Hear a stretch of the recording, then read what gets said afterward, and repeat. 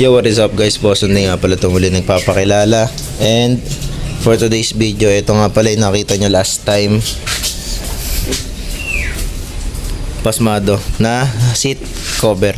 Ngayon kung nagtataka kayo bakit nasa tangke siya, so ang ginawa ko kasi rito, dahil pag inuupuan dito ay madulas, binaligtad ko na lang. Ngayon kapag maulan or babiyahe, dito siya sa tangke, para yung tangke hindi naman sobrang nagiinit, or pagka maulan naman hindi direkta yung tubig sa may susian ng tangke, para kung sakasakali man na magpapagasolina is or bawas naman yung tubig or hindi ganun kabasa dito, kasi syempre bubuksan, baka matubigan yung sa may tangke.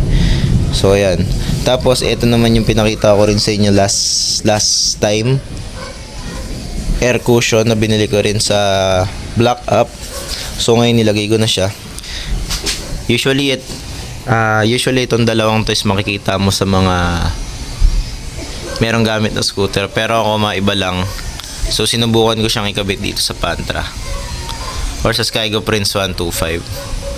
So itong air cushion, dagdag comfort lang syempre sa upuan, pero stock seat pa rin yan.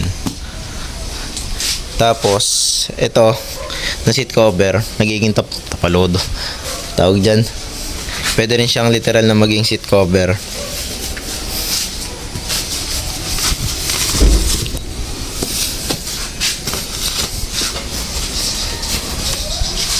So ayan, seat cover na siya literal. Yun nga lang, nakabaligtad.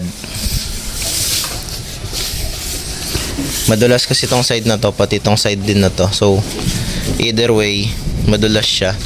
Mas lalo ako nabubunggo rito sa tangke.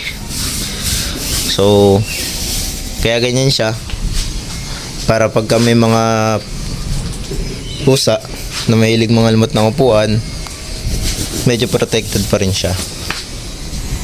Alright, Boston D.